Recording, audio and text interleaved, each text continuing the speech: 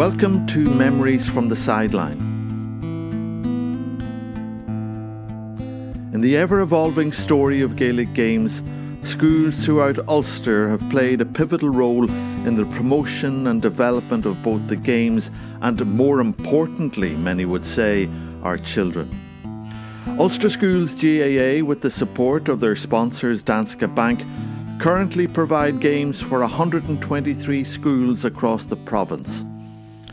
In this podcast episode, Jimmy Smyth hears of one school's remarkable achievement.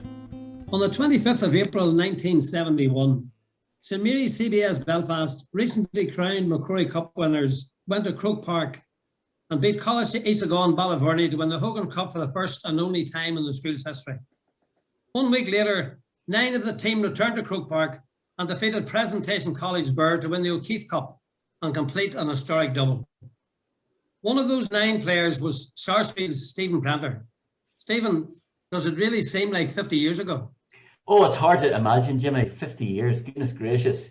It comes back time after time. And, I look at that achievement and I think about the squad of lads that we had. And you're back into the football, the hurling, the music, the atmosphere, walking up and down from school up the Glen Road. It just seems like yesterday, I must say, and filled with joy.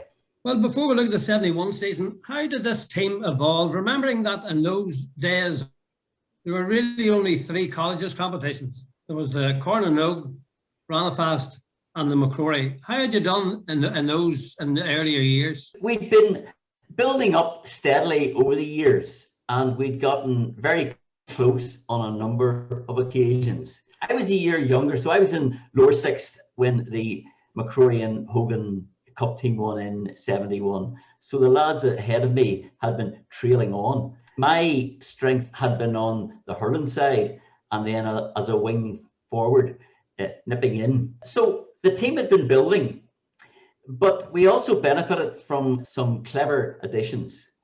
And in particular, St Mary's at that stage had 2 bus runs.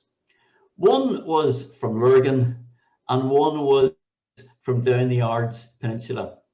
And we had 3 players from Lurgan, goalkeeper Kevin O'Lone, Paul Hockey, and the inimitable Frank Tolan. And then from the Ards, we were joined by Sean Sands, who was an emerging talent, a strong player.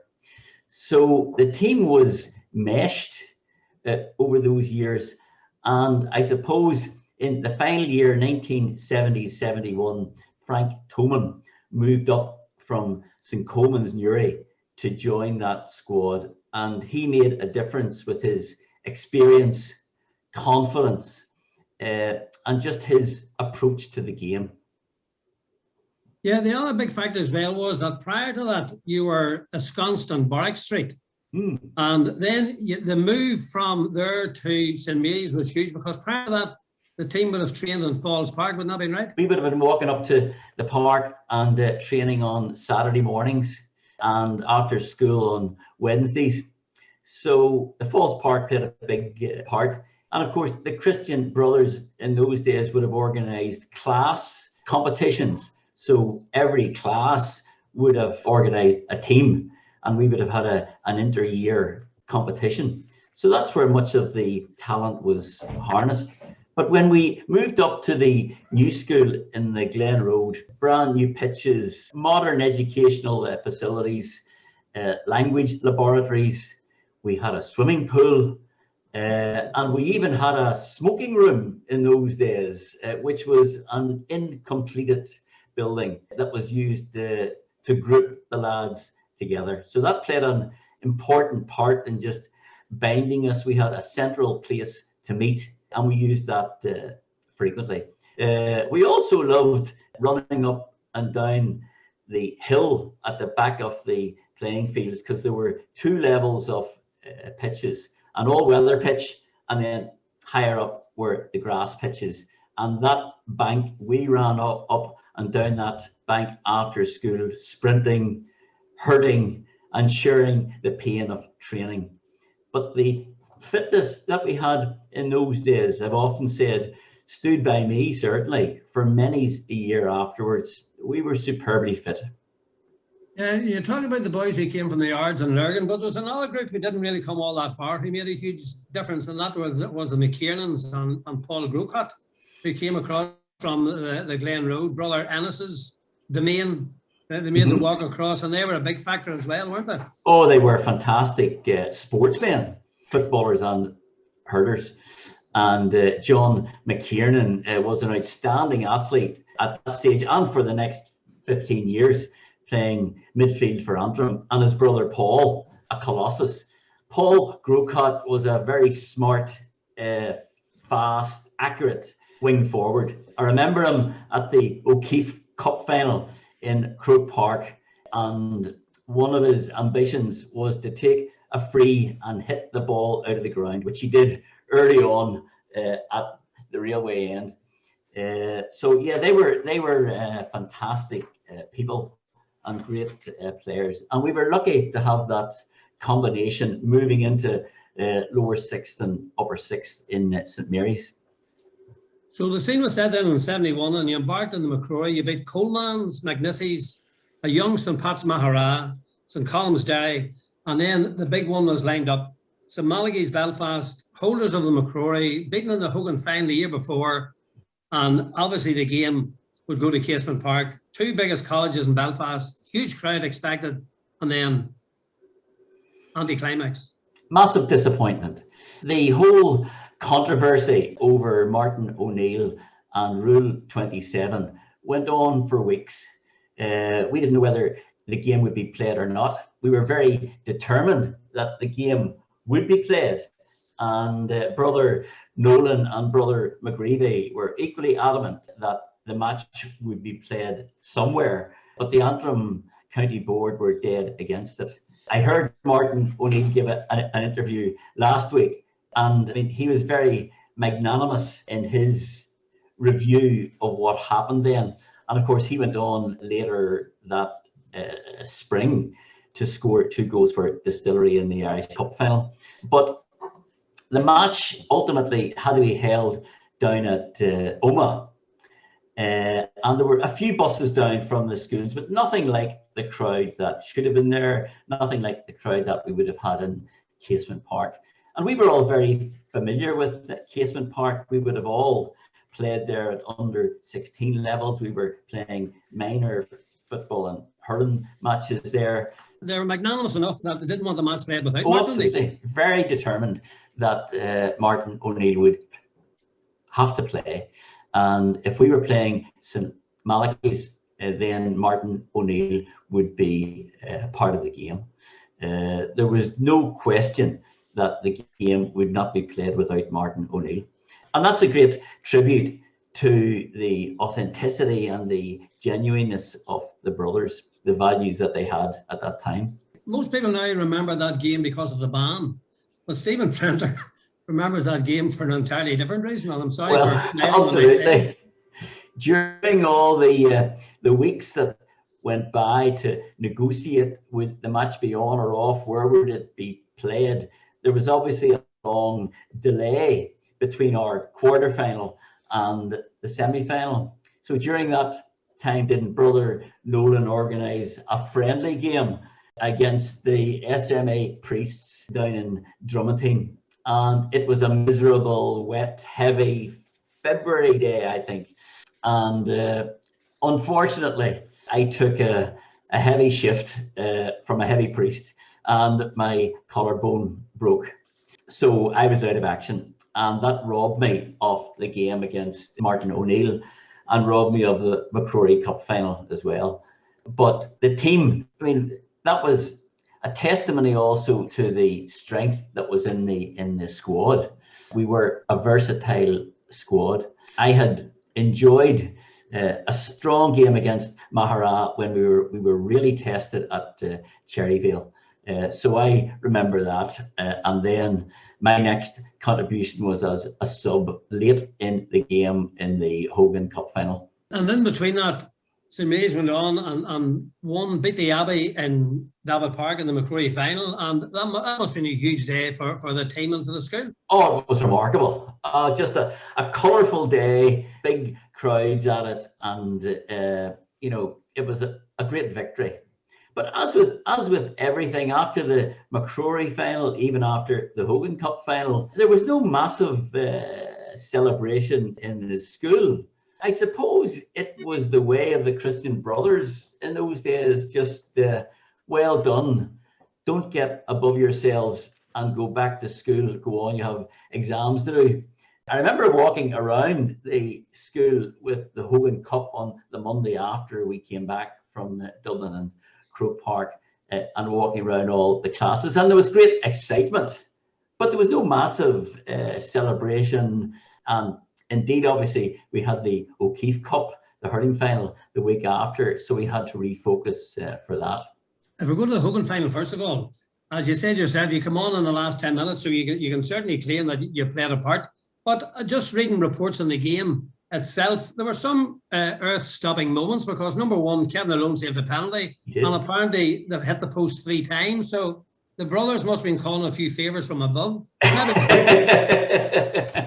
Yes, we had the weather. We certainly had the weather and an early storm. Things were looking very tight for the first half. And indeed, I suppose in many respects, when you look back on it, Kevin O'Lone's save of the penalty was absolutely crucial. It would be in any game, but in an All-Ireland final, even more crucial. I know that he lives out on that quite a lot, and rightly so.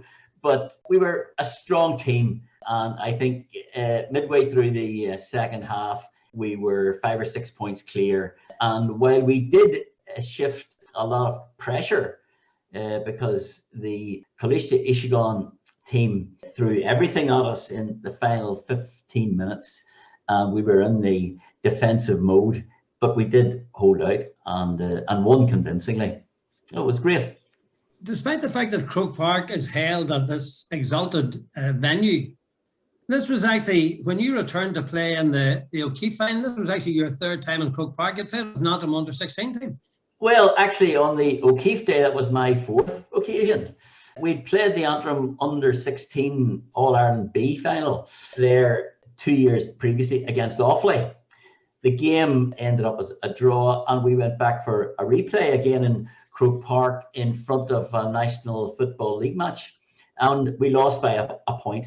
A bitter disappointment, but I do remember very positive celebrations with manager Tom Donnelly from Gialola and others. Mitchells were strong in those days too. So actually, the O'Keefe Cup was my 4th occasion. I'm proud of it, I must say. Nice to know it. It was good. 1971.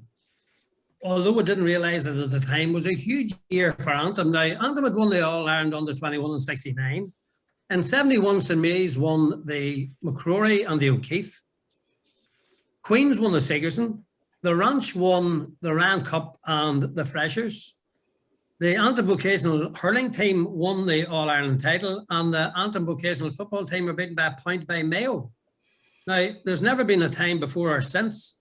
And you look back 50 years and you say to yourself, if it had continued, just where would Antrim have been? Indeed, the Troubles played a big part, I think, in this. Back in 71 and the lead up to it, as you rightly say, Jimmy, football and hurling were very strong in Belfast. St John's were one of the leading clubs in the country. Rossa had great teams. My own club, Sarsfields, produced some good squads under 21 and senior. And then there was St Gall's coming up behind. And then there was Cargan up the country. There was good strength around the county. And I think Antrim suffered hugely due to the Troubles, despite the fact that Casement Park hosted a number of Ulster finals.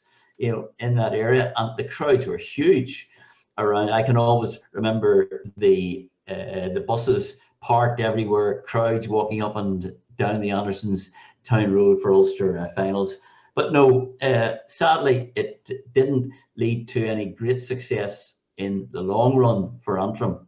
And I really don't know why that is. I suppose when you look at our era of underage GAA, the coaching was fantastic, both at school and local level. And there were a huge number of volunteers in the clubs who were very interested in under 12s, under 14, under 16 kids, and brought them on fantastically.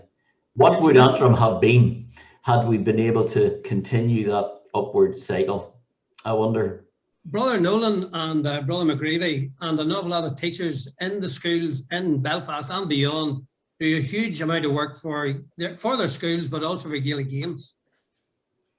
Oh, they did, absolutely. We had Brother Spike O'Mahony on the hurling along with the boot, and they were inspirational. They give all their time to us.